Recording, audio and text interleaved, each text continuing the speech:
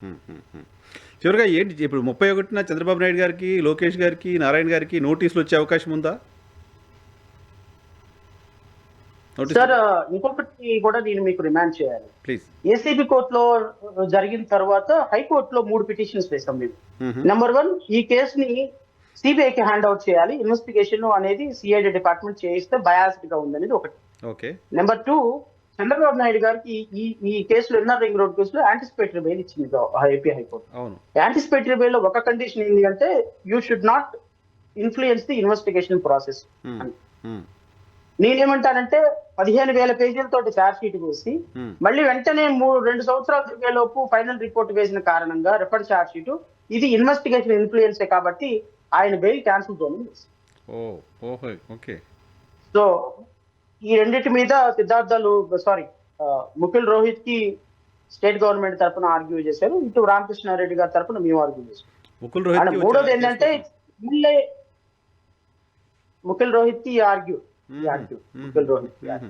Okay. And ఇంకో మూడో case కూడా ఏంటి అంటే ఇది ఏసీబీ కోర్టు పరిధి కాదు, ఎంపీ ఎమ్మెల్యే కేసు ప్రజాప్రతినిధులు. కోర్టు మాత్రమే దీనిలో ఛార్జ్ షీట్ యాక్సెప్ట్ చేయాలి. హ్మ్. సో ఇది beyond jurisdiction without jurisdiction ACB court entertain చేస్తుందనే ఒక పిటిషన్ కూడా వేసింది. ఈ హుహు. పిటిషన్ మీద surprisingly they took objection on maintainability.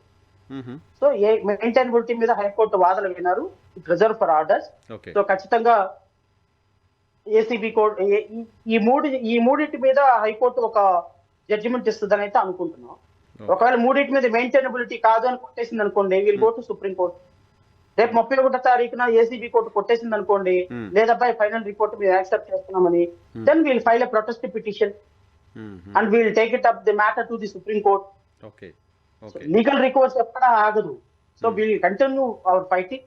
And ఇంకోటి 2 ఎకరాల నుంచి 931 కోట్ల రూపాయలకి రిచెస్ట్ సీఎం గా ఎదిగిన విధానం మీద కూడా we're going to file private complaint before ACB court హుహు. విజిలెన్స్ ఎంక్వైరీ చేయమని. బికాస్ 1998 లో హ్మ్. సుబ్రహ్మణ్య స్వామి వేసిన petition same petition Jayalalithaa. Jayalalithaa మీద. హ్మ్. జయలలిత పైన అలాంటి పిటిషన్ ఇంకోటి ఖచ్చితంగా మేము ఏసీబీ కోర్టులో వేస్తున్నాం.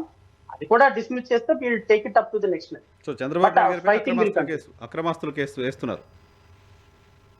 వేస్తున్నాం సార్, వేస్తున్నాం. హ్మ్. We're seeking to investigate the assets and all. Okay. Okay. Okay. సరే, ఆంధ్రప్రదేశ్ సంబంధించిన తాజా రాజకీయ పరిణామాలు, ఈ వీడియోస్ బయటకు వస్తున్నాయి. మహిళలకు సంబంధించిన సంబంధాలు ఉన్న వీడియోస్ అవి అన్ని కొంతమంది ప్రజాప్రతినిధులపైన, టీటీడీ చైర్మన్ పైన. సో దానిపైన కూడా మీరు మాట్లాడారు. మీ రెస్పాన్స్ ఏంటి? ప్రభుత్వం ఎందుకు ఈ అంశం పైన మౌనంగా ఉంటోంది, రెస్పాండ్ అవ్వట్లేదని అనుకుంటున్నారు సార్? సార్ ఇప్పుడు తల్లి తండ్రి ఇద్దరు ప్రేమించి పెళ్లి చేసుకున్నారు. హ్మ్. ప్రేమించి పెళ్లి చేసుకున్నారు. ఆమె ఒక మతం, ఈయన ఒక కులం. హ్మ్. ఇద్దరు పెళ్లి చేసుకున్నారు. ఇద్దరు పెళ్లి చేసుకున్న ఇద్దరు పిల్లలు పుట్టారు ఇంకా వాళ్ళకి. హ్మ్. ఆ ఇద్దరు పిల్లలు వాళ్ళు ప్రేమించి పెళ్లి చేసుకుంటానికి తల్లిదండ్రులు అడ్డం చెప్తున్నారు. హ్మ్. వీళ్ళిద్దరిని పోలీస్ స్టేషన్ తీసుకెళ్ళటం, వీళ్ళిద్దరిని అంటే మీకు అర్థమైపోయి ఉంటుంది ఈ పాటికి. హ్మ్. తల్లి తండ్రి ఏమో కులం ఒకళ్ళు మతం ఒకళ్ళు పెళ్లి చేసుకున్నారు, హ్యాపీగా ఇద్దరు పిల్లల్ని కన్నారు, బాగుంది. హ్మ్. ఇద్దరు పిల్లలు పెళ్లి చేసుకుంటామంటే ప్రేమ పెళ్లి ఆ చూసి ఒప్పుకోను ఉండాలి. అట్లా ఉంటది చంద్రబాబు నాయుడుది పవన్ కళ్యాణ్ పరిస్థితి. హ్మ్. అర్థమైందా? అర్థమైంది. గత ప్రభుత్వంలోనేమో ఆ. పొద్దున మధ్యాహ్నం సాయంత్రం నీతి సూక్తులు, హ్మ్. శుద్ధ పుస్తక కబుర్లు, హ్మ్. మీడియాలో ప్రతి సందర్భంలో ఇది.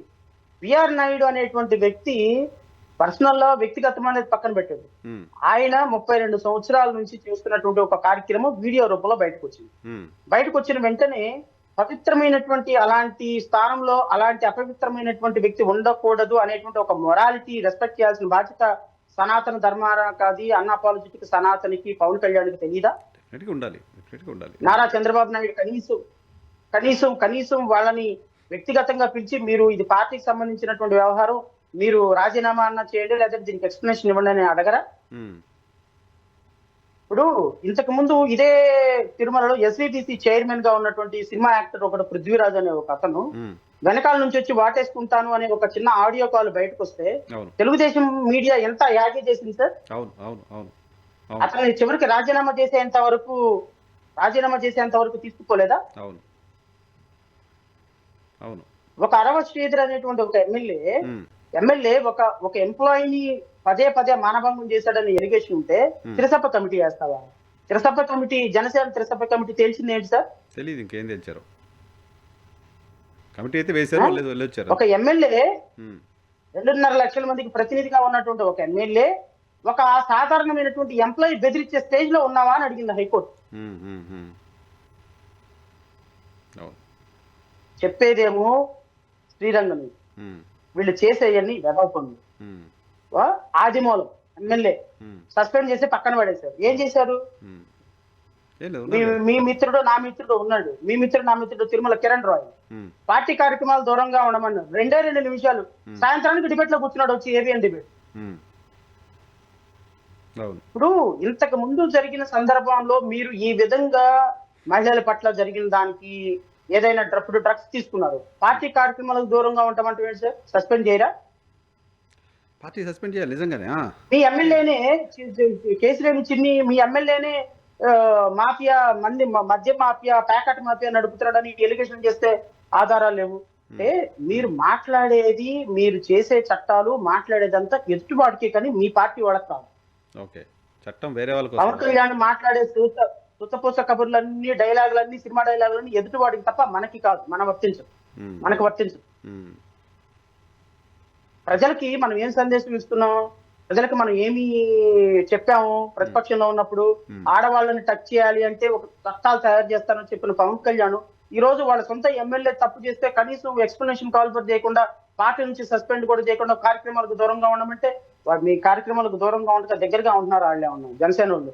20 మంది ఎమ్మెల్యేలు జనసేనకి పవన్ కళ్యాణ్ మినహాయిస్తే మీరు పేర్లు చెప్పండి, వరుసనే 4 పేర్లు చెప్పండి, ఎమ్మెల్యేల పేర్లు.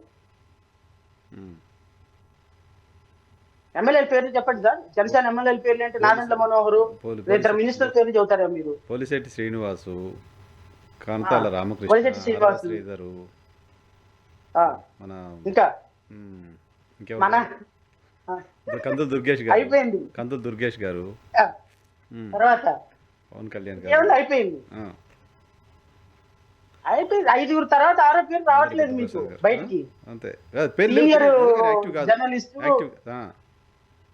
సీనియర్ జర్నలిస్టు నాకు తెలిసి మీ అంత తెలివి, మీలాంటి వాళ్ళు తెలివితేటలు మాకు 10% కూడా ఉండదు. మీకు అంత మెమరీ పవర్. యాక్టివ్ కాదు బయట. నేను అనుకుంటాను ఉంటా, ఈయనకి ఎంత మెమరీ పవర్ అమ్మా, ఎక్కడ కనిపించట్లా, యాక్టివిటీలు లేరు ఎక్కడ వాళ్ళు.